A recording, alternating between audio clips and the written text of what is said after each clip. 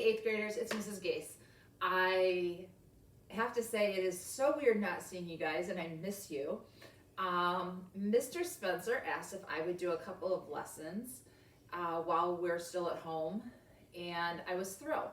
So I know we finished our orange books. Yes, the orange books that you have all lost. And we did the end of the year survey and everything, but my plan was that I was going to come back and teach alcohol and marijuana, and then probably maybe one or two more other lessons. So kind of going to try to do those online. We're not learning about either of those today, but just going to try to do this from home and see how it works. So here we go. Starting out like we always do, question of the week. Sorry, can't throw a virtual sucker at you for who gets the answer right, but what did we even discuss last time I was in Mr. Spencer's room? At the end of this presentation, you're gonna fill out a Google form. If you can tell me what we talked about last time I was there, you might get some extra credit or something. Not from Mr. Spencer, but from me. You never know what you might get when we get back to school. So today we're gonna talk about 6 ways to cope with stress and anxiety during these stressful times. We already did go over anxiety and stress when I came into the classroom, but I kind of thought this might be a good time to review and kind of make it specific to what's going on right now. Everything I'm presenting today is taken from Dr. David Gutterman at the Labor Behavioral Medicine Clinic and Dr. Jennifer Yip from the Center for Rapid Anxiety Relief. All right, so quick overview. We all know what anxiety is, but it's the feeling nervous, stressed, uneasy, or being apprehensive. Can't talk. So that's what we're going to kind of talk about today, dealing with it during the coronavirus. So there's 6 things, different ways that I want to talk about ways of coping right now. So we're going to hit it right in the beginning. Number 1, focus on what you can control. You can choose how to fill your days. It's all up to you. What are the positive choices you're going to make to fill your days? So obviously your parents are there, or you live with your parents or your guardians or whomever you live with. They're going to help you figure out what you're going to do. But you're going to also have a lot of downtime. So how are you choosing to fill that downtime positively? Now, do I think you're going to be sitting and reading a book all day because that's the positive thing? No, you guys know that I live in reality. I know what it's like being at home 24/7, not having a lot to do to fill your time. So, kind of little different things to think about. When do you do your schoolwork? What do you watch on TV and Netflix? Who do you play video games with? When do you get up and go to bed? How do you exercise? And when do you exercise? And when I say exercise, I don't mean like going and running 10 miles a day. I mean exercising and just being somewhat active and not being on the couch constantly, kind of like Drew is right now. How much are you helping around with your house? The major thing you can focus right here is your attitude. So these are things you can control. You can control what time you go to bed at night. Are you going to bed at 3 in the morning and sleeping the whole rest of the day? If you are, is that the most positive way to focus your time right now on the things that you have control of? You can control when you do your schoolwork. Are you a person that likes to get up and get it done immediately? If so, that's something that you can focus on. Focus on the things that you actually have control of. If you sit and you think about everything that's going on all day out in the world, you don't have control of that. If you take that focus back and put it on what you do have control over, it helps. Am I a person that's going to push watching TV and Netflix? No, but when the weather is as horrible as it is today it's like 40 degrees and the wind is blowing so hard my lawn furniture had to go be secured. Horrible day. You have control of what you watch. Is it going to be something that you've watched 18 times before, or is it something that you could actually grow on by watching? I don't know. Do I think you have to watch something that's positive all the time? No. But You have that control. So try to make some of those decisions positive ones. All right. The second thing, and this is kind of maybe directed more at adults. Sorry guys. There we go. Don't overload yourself with information. If you watch the news or you have CNN on in the background, and I'm going to guess not many of you are going to have CNN on in the background all the time, but if your parents do, that can be overwhelming. It can stress you out. It can make the anxiety build constantly. Is that a positive thing? Probably not. Personally, for myself, I have learned I can't have it on all the time. The best thing I've learned for myself is I watch the nightly news, so just a half hour of national news to kind of tell me what's going on, and then I might get some information from the internet throughout the day. I get text alerts when something major has happened.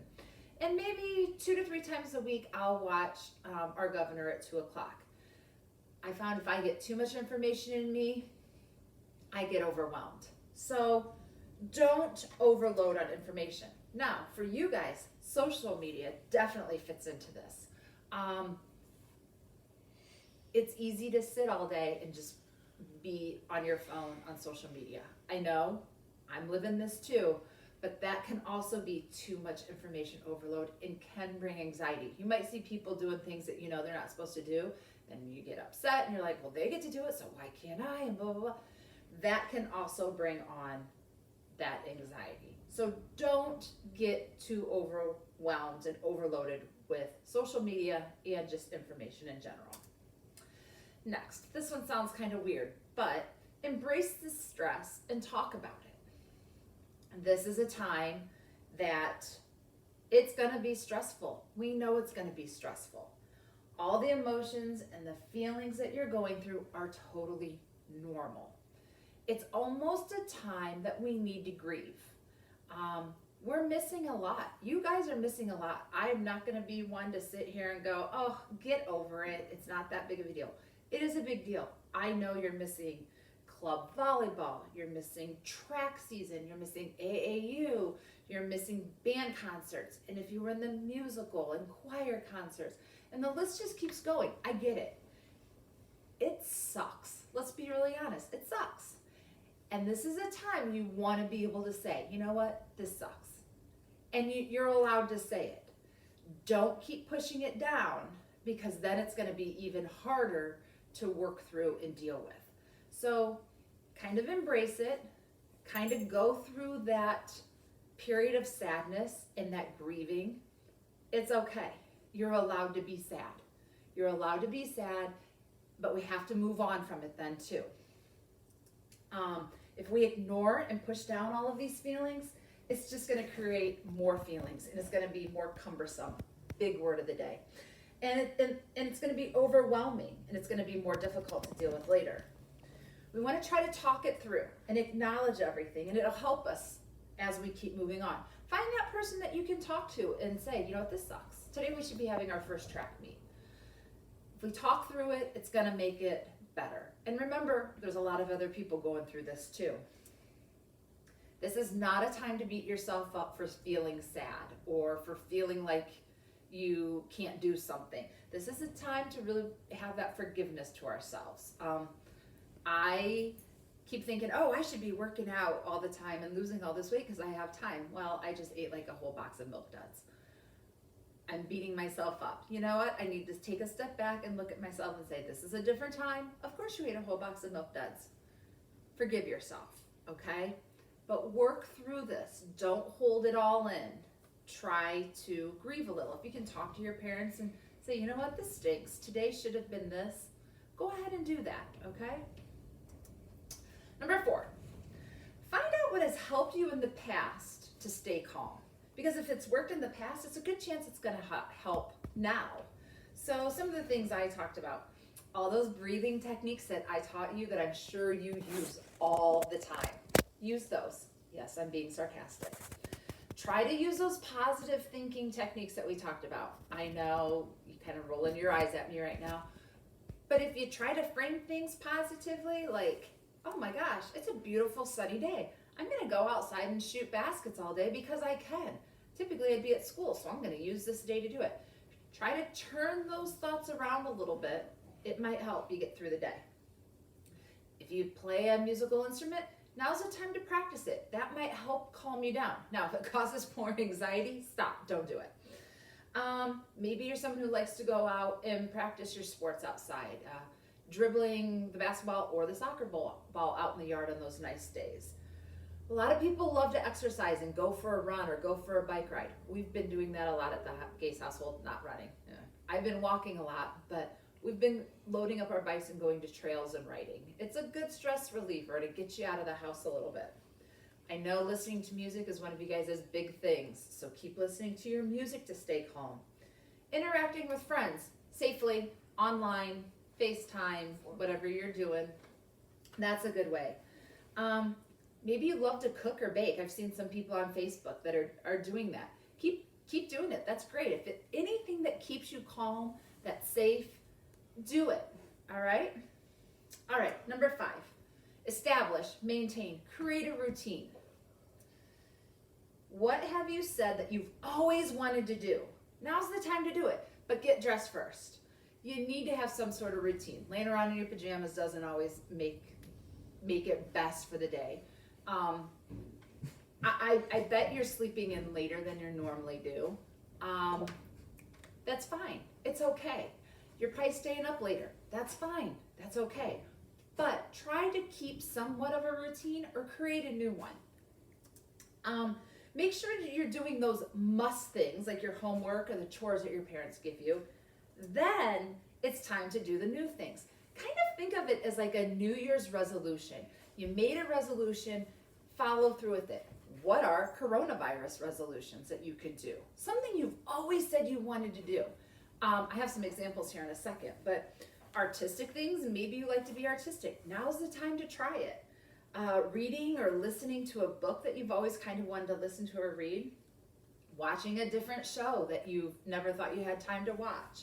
Learning to bake or cook. I wish my kids would learn to cook during this time, but they haven't really got that initiative to do it. Maybe there's something outside that you love to do. Maybe it's building or woodworking, something like that. Go for it. Now's the time to do it. This is also a time to still be social. Make sure you're social with those friends, but do it safely. Don't go to their house. Get on FaceTime, get on Snapchat. I can't believe I'm actually telling you to do this at this point in time. But when I say be safe doing it, I mean social distancing, but I also mean all the things we always talk about in class. Don't be kind, and don't befriend people you don't know, and so on and so forth. So with this number 5, I have some examples of people that you know of what they're doing. So this is Addie. Addie and her mom and her sister decided one day to just start being creative, and they started painting. And I think it's pretty awesome. And that's a picture of her being creative and painting. Here we have Emily Henson. This is one of my favorite stories. Emily has always wanted to learn to sew. She had a sewing machine at home. She got on YouTube and the computer and learned how to sew. She actually made that dress, you guys, that she has on. And there was another picture on her mom's Facebook of a little girl. I don't know who the little girl was, so I didn't want to put the picture up, of a dress she made for her. Emily, huge shout out to you. I can't sew a button on, and you've taught yourself to make a whole dress. Awesome job. She thought of something she's always wanted to be able to do, and she taught herself how to do it. Here's my Drew. For Easter, we got some kits, and we painted. That's not anything that we do at this house. And we all decided something different to paint, and it was really, really fun. We do not have much artistic ability in our house, but this is something that we always thought would be fun to do, and so we did it. It's kind of a cool time that we have the extra time to do these kind of things. So kind of try to embrace it. Number 6, last one. Take it one day at a time. Days can be long, I know, but I just sat down today and realized we've been doing this almost a month. It doesn't, to me, seem like a month. I can tell you, I am honestly trying to take this and embrace every day because I know I'm never going to be able to see my kids this much again. Once this is over, they're going to be gone. I'm not going to see them anymore. So I'm trying to embrace it, live in the moment, and make the best of it that you can. There we go. When this is over, will you live life differently? Think about that. And will you appreciate more? That's what I want to leave you with. Think about these two things. When this is over, will your life have changed at all, and will you live it differently? And two, will you appreciate more? Think about those kind of things. If things are overwhelming for you right now, if it's just way out there, email me, okay? Email me, mgase@otsegonights.org. There's going to be a Google a Google form after this that you'll fill out. It's easy, I promise. Fill that out, and then Mr. Spencer will know that you did the assignment. Shoot me an email even if you're not overwhelmed. I would love to hear from you guys. I'm kind of bored at home at times, and I would love to hear from you guys. So, be safe, have fun, think about some of these things, and keep making good decisions. See ya.